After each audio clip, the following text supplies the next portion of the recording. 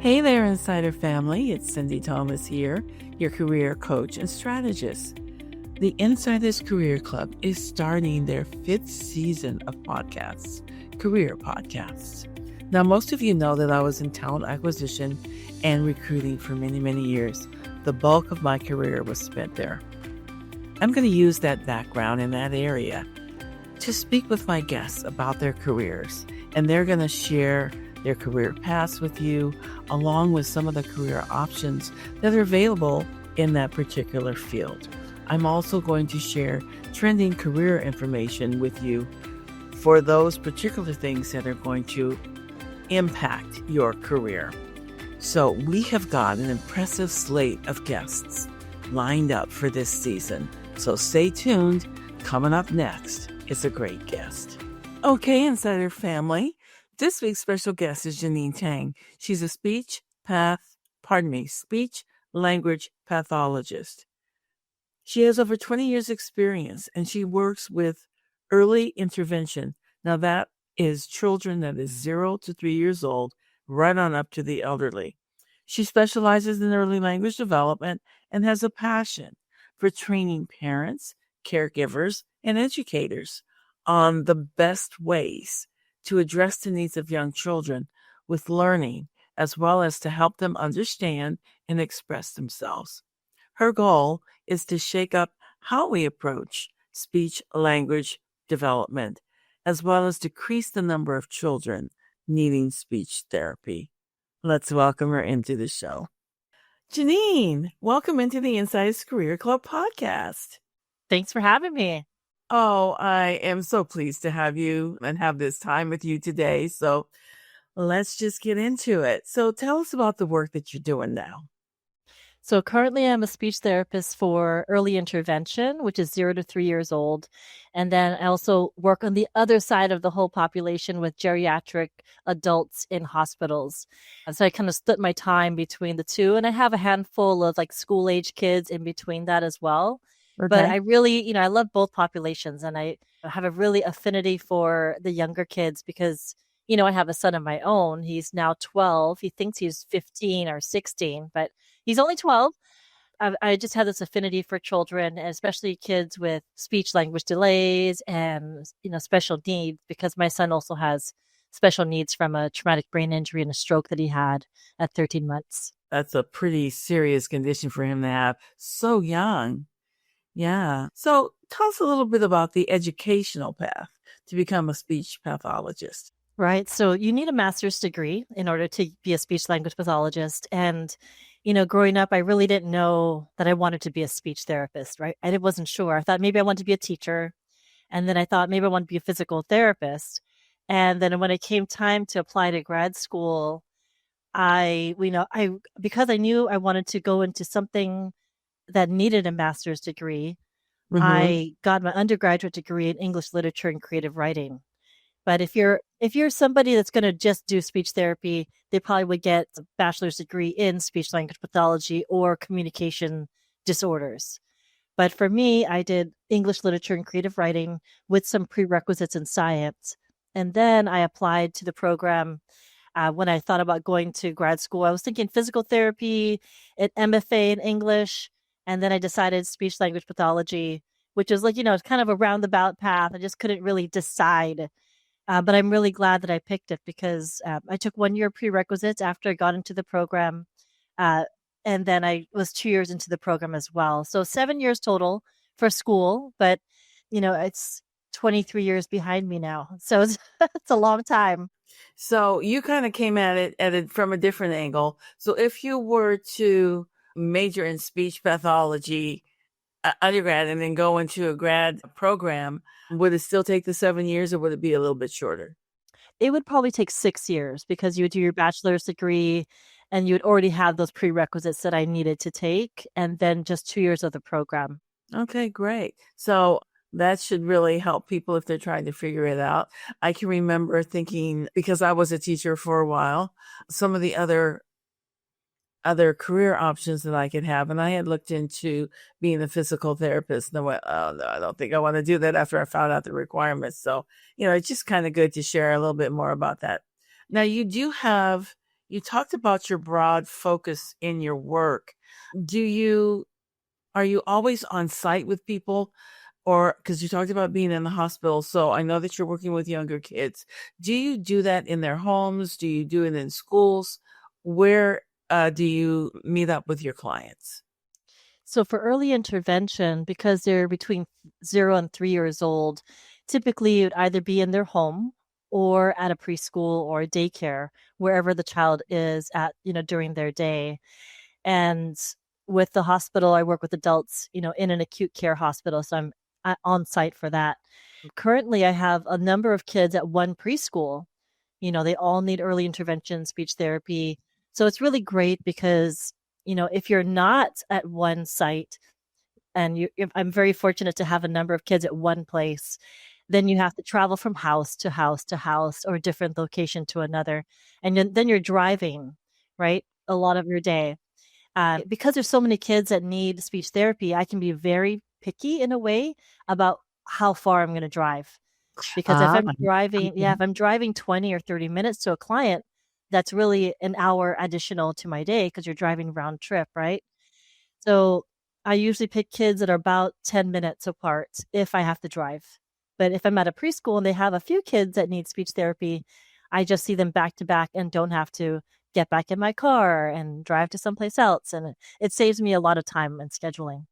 okay. That answers my next question because when you said you had a lot of kids in one place, I don't know if you did it in a group setting or individual, but it is all individual, right?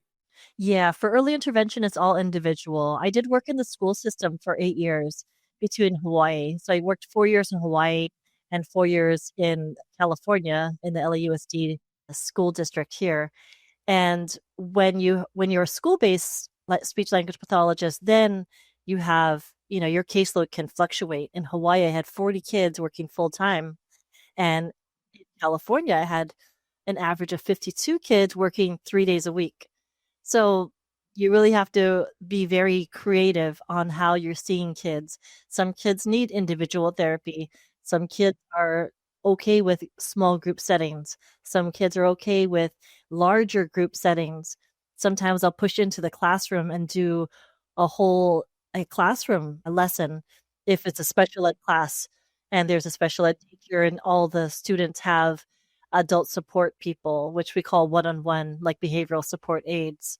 So you really have to be flexible in the way that you're approaching therapy and flexible in the way that you scheduled your day. Okay. And so flexibility, being able to shift gears, yeah, or priorities or whatever, sounds like that's a real big piece of what you do. Have you noticed, Jeaneen, that there is an increase in children that need speech therapy, or is it about the same that it has been throughout your career? I feel like there's a larger amount of children that need speech therapy, and because there is a shortage. There's always been a shortage of speech therapists, I feel. Because even when I was graduating from school, our school district in Hawaii offered stipends in order for us to work for the district. They offered us a stipend to pay for grad school.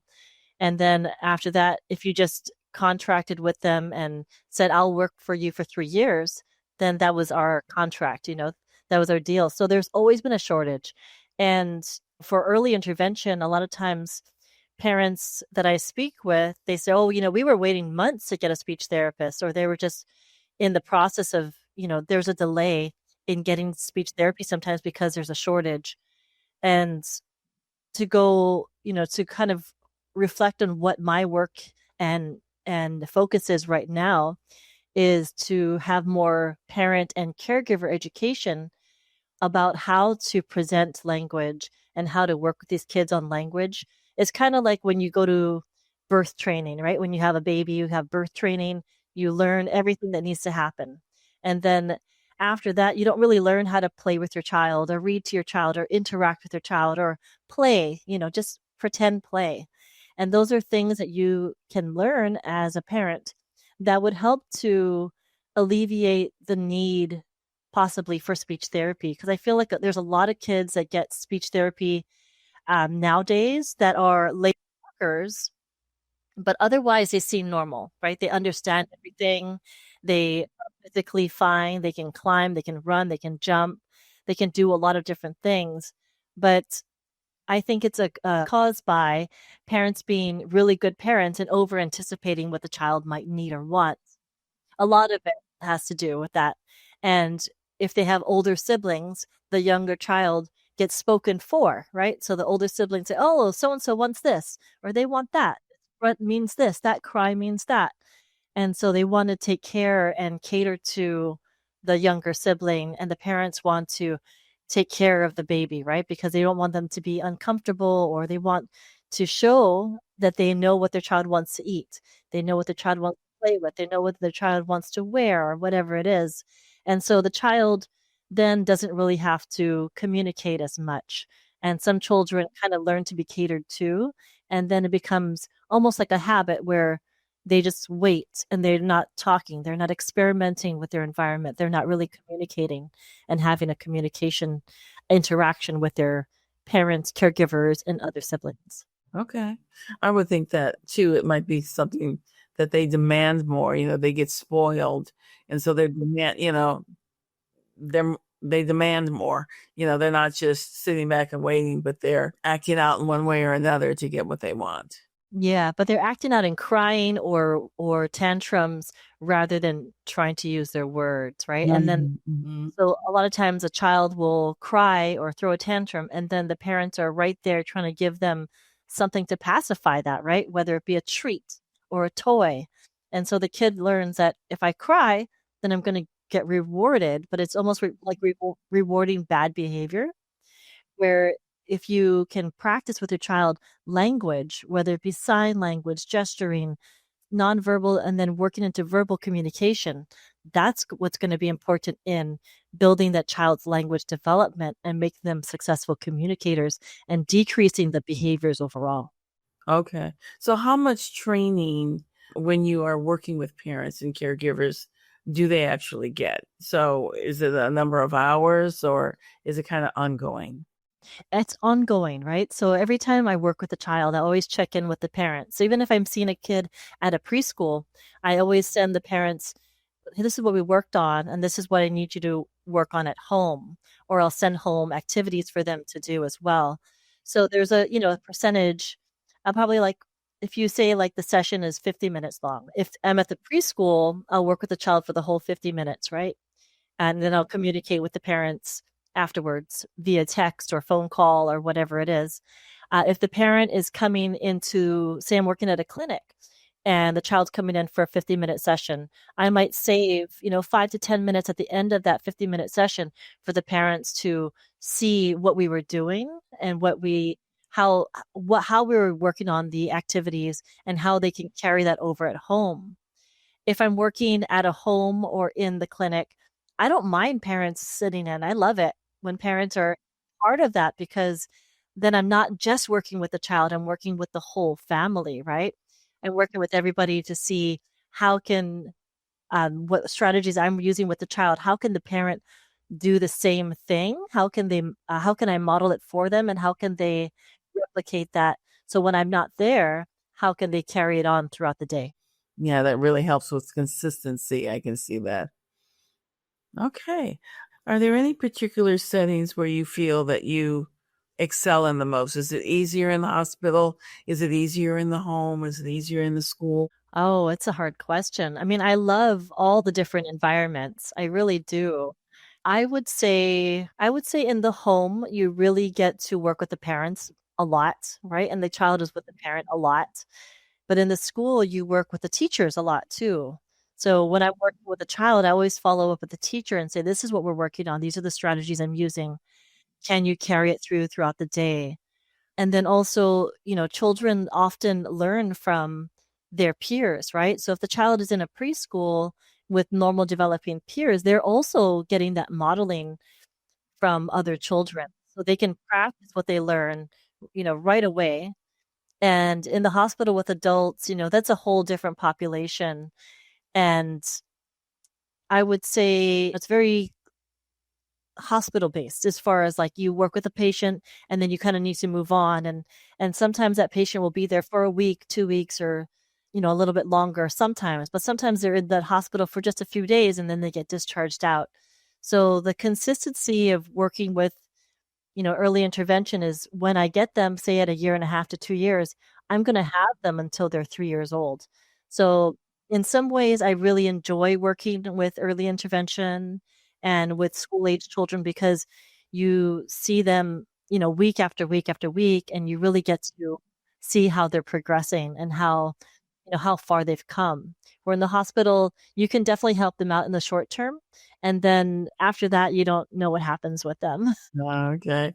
All right. So when you're working with adults, maybe it's in the hospital setting, maybe it's not. Are you working with people that have had injuries to their speech, or is it a different condition that they have? Yeah, so in the hospitals, I would say about 80% of the patients that we see are for swallowing evaluations, which is, yeah, it's something that you wouldn't really think about. But I always say that for speech therapy, we kind of deal with like the throat up towards the head, Um, right? So, okay. and then the physical therapy goes from like, the bottom part of the body in a sense.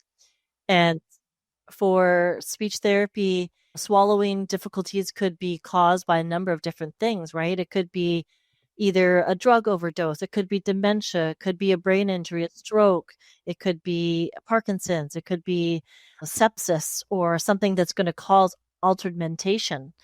And then the other part of speech therapy in the hospital is that cognitive language speech part, right?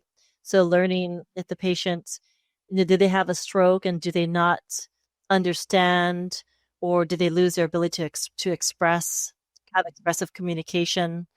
Are they slurring? Is there what we call apraxia of speech, where apraxia is like the inability to do exactly what your mind is trying to tell your muscles to do.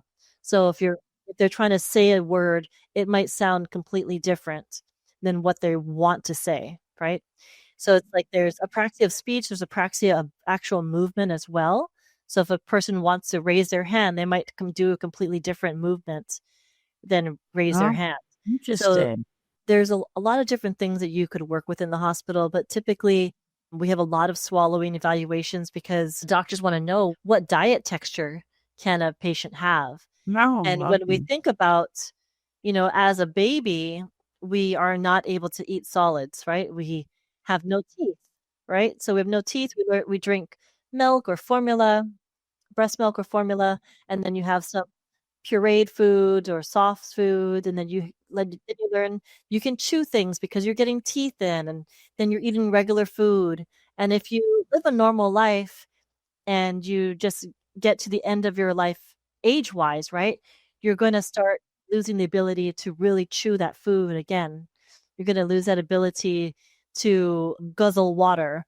You might have to take small sips or drink from a spoon and learn how to be safe.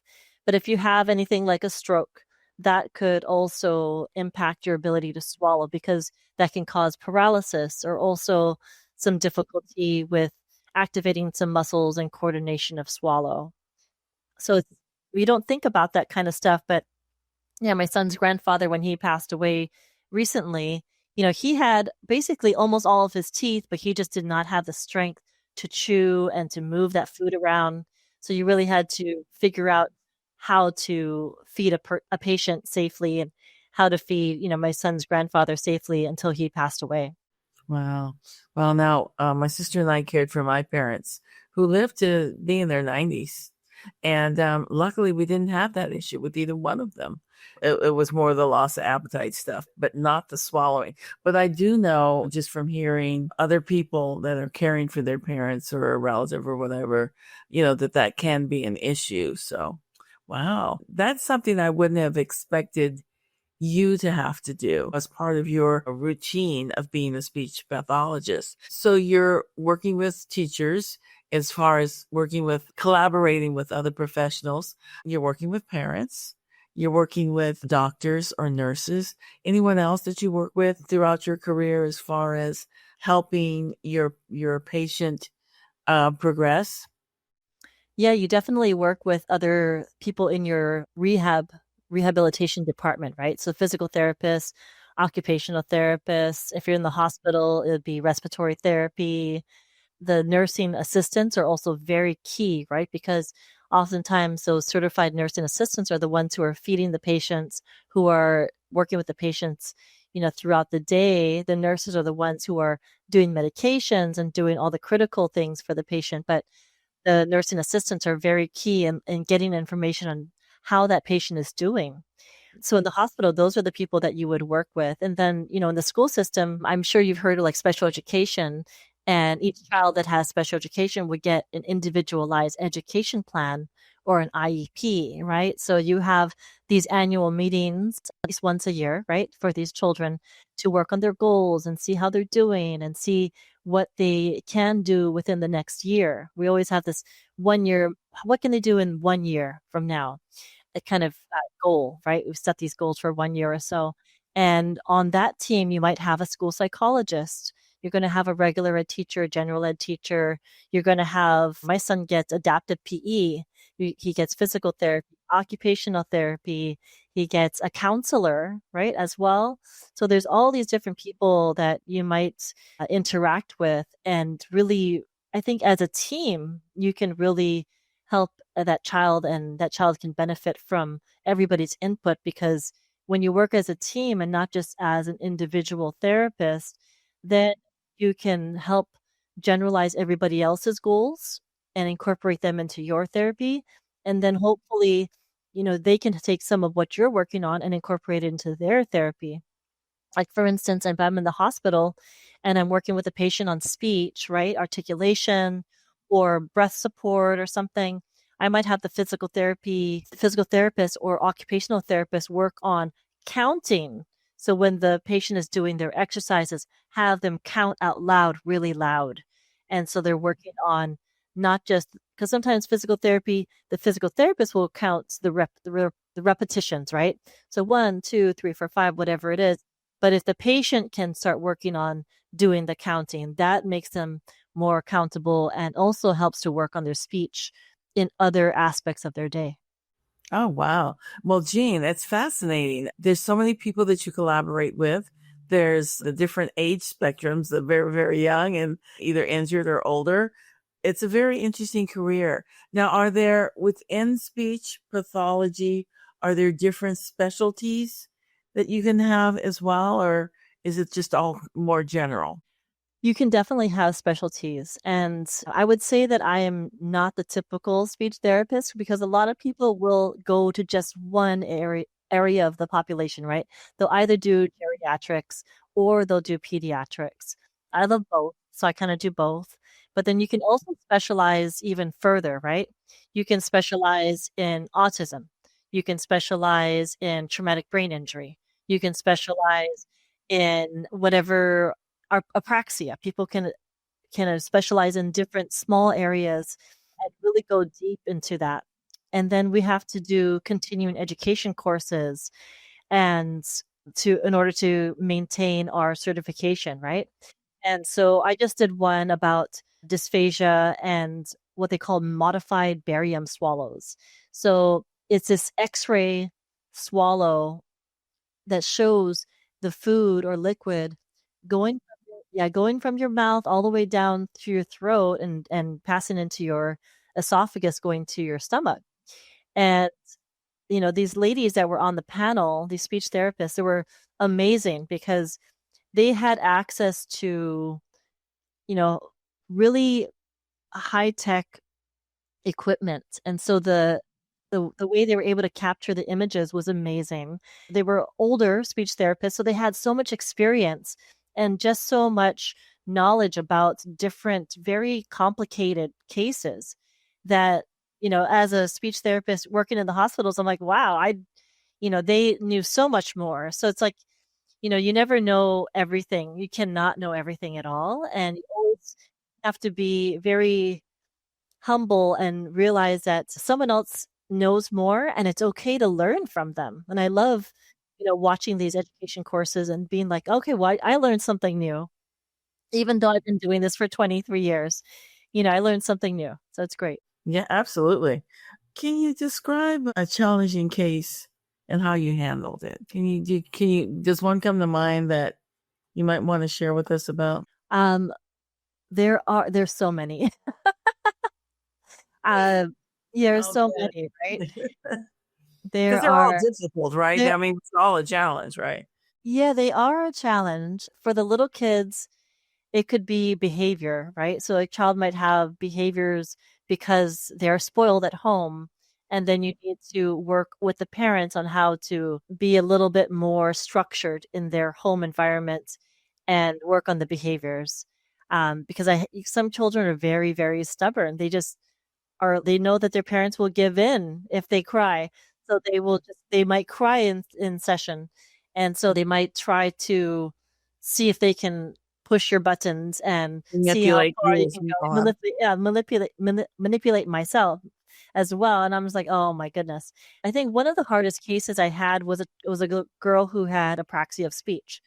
She was in the 5th grade and she could not say her name. And she really, really tried. So we had to work on just, practicing certain sounds or practicing singing because that kind of accesses part of your brain that's not. So the language is on the left side of the brain and music is on the right. So when you incorporate music, sometimes you might be able to sing something rather than speak something, if that makes Right. sense.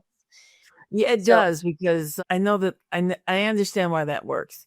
And I've heard it before, and it's pretty fascinating how somebody can sing something, like if let's say they have a stutter, they can't get, but then they can sing and there's nothing wrong, right? yeah. Interesting. Yeah.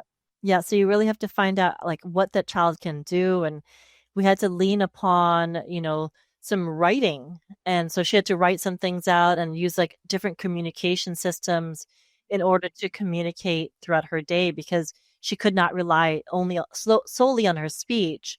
Mm-hmm. And it was very, very difficult to try and get her to do that. And then I had another boy who was at the same school, and his adenoids were so enlarged that he was very, very delayed in his speech. And once he got those adenoids out, then he was speaking in like short sentences. So it's like even though we had worked a lot on speech until he got that his adenoids removed, then after that he was able to speak. So that was like an interesting case because we don't really think about, oh, our tonsils or our adenoids are getting in the way of our speaking.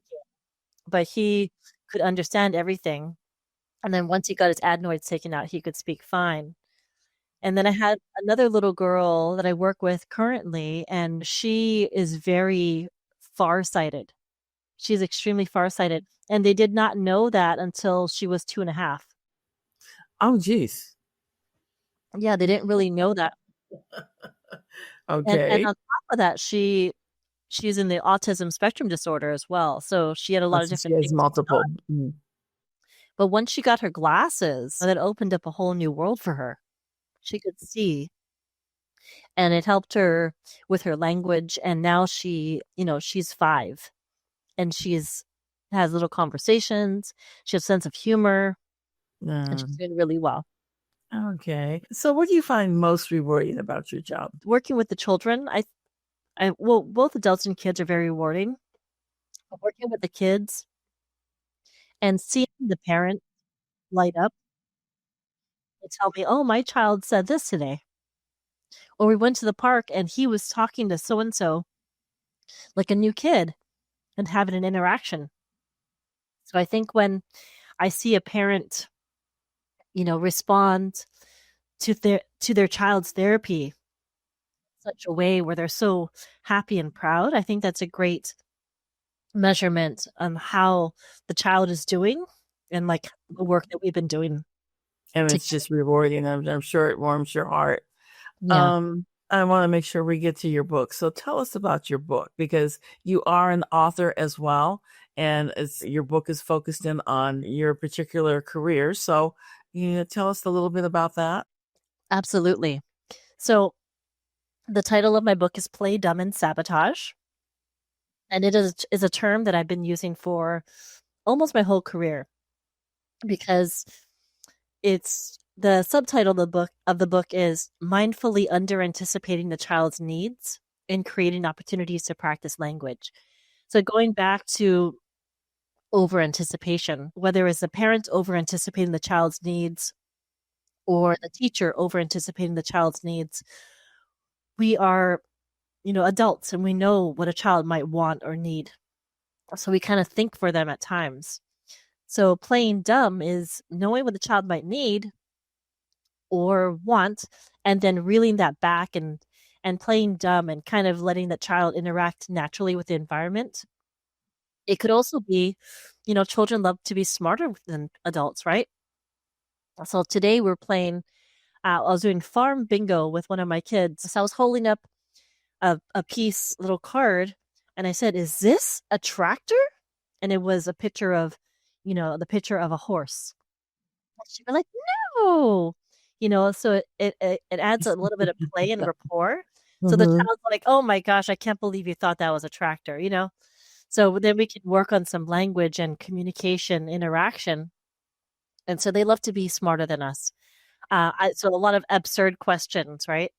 I might say, "Can you eat a car?" They're like, "What? What are you talking about?" So playing dumb gets you to have a lot more interaction. It helps you Mm-hmm. have a lot more opportunities for, for them to interact in a natural way rather than us doing things for them or waiting, waiting until they need something and we'll just provide it. And then the sabotage part of it, it's really about just repetition and practice because sabotage could be anything from having a favorite toy that they like and putting it up high where they can see it but not get to it, where they need to indicate that they want to get to it or that they want it to happen. It could be at snack time where, all parents have been guilty of this at one point, putting the entire snack in front of the child, whether it be a bowl of goldfish or apples or whatever it is, just giving them all of it rather than give a couple pieces and have the rest of the snack in sight but out of reach where the child needs to ask for more, right? Or Mm. putting a Okay. little bit of juice or water into their cup and having them ask for more. So it's creating daily opportunities. And then Okay. for the A book, little strategy there, huh, what Jeanine? A yes? little strategy there. Yeah. Yes, absolutely. Yeah, and I think it's super simple. It's a super simple way to get repetitions in because just like if you're playing a sport like basketball, you're going to shoot multiple free throws. You're going to do multiple things over and over until you get to mastery, right? So you're able to do that consistently and effectively. And then the book itself is really a conversation rather than a textbook, right? So I wanted to have it be accessible and digestible by everyone rather than just other speech therapists or other teachers or educators. I wanted everybody to be able to pick it up, and it has a lot of different stories and anecdotes in there. Like one of them is about my godson Kane, who just turned 15, and when he was 9 months old, he was like the laziest baby in the world. He would just be carried and he would get toys and all these snacks just provided for him rather than him having to go get it. And he was a big baby. Right now he's 15 and he's almost 6 feet tall. So you can imagine when he was 9 months old, he was gigantic. He was already born at 10 pounds. So he would just lay there and not crawl. He wasn't crawling at all then. And I had this rainbow slinky that I knew that he liked it because I could see him looking at it. And I would tempt him. I would tempt him. I would put it near him and then I would kind of move it away. And I would put it near him and then he would start to reach for it. And I would put it near him and then pull it away. And then slowly he's like rolling over. And then, put it near him. And then he slowly, after a while, he starts slithering across the floor. And that was like the first time that he was actually moving to get to a goal, right? He wanted something and he's like, I'm going to go get that rather than, oh, it's being given to me.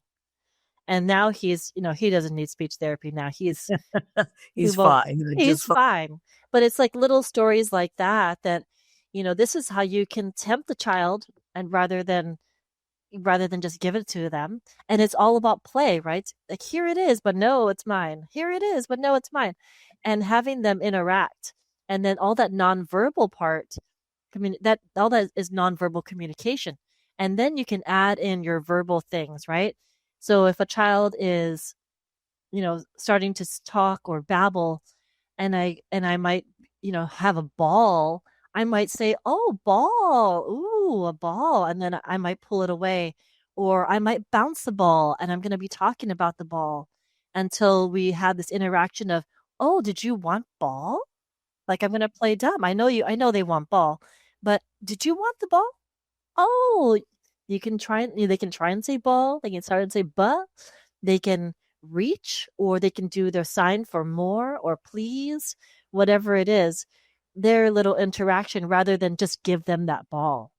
Okay. So it's really sounds a little bit like you said it was conversational, but it has the stories and probably has exercises as well in the book that they can do with children. After every chapter, there's an exercise. So one of the chapters is, don't ask a yes/no question unless you're ready to honor that no. And that really goes to, like, if a child says no and we don't honor it, we're losing some of the trust, right? But we get stuck in asking yes/no questions all the time without it really even thinking about it. Like, are you ready to work? Are you ready to go to bed? Can you pick that up? Can you clean up your toys? It's like you're asking these yes/no questions, and if they say no, are you going to make them do that anyway? Right? Yeah, exactly. Right? So to get around that, I'll tell my son even now, "Hey, we have to cut your nails. Do you want to do it today or tomorrow? Or we're going to get ready for bed. Do you want to brush your teeth first or put pajamas on first?"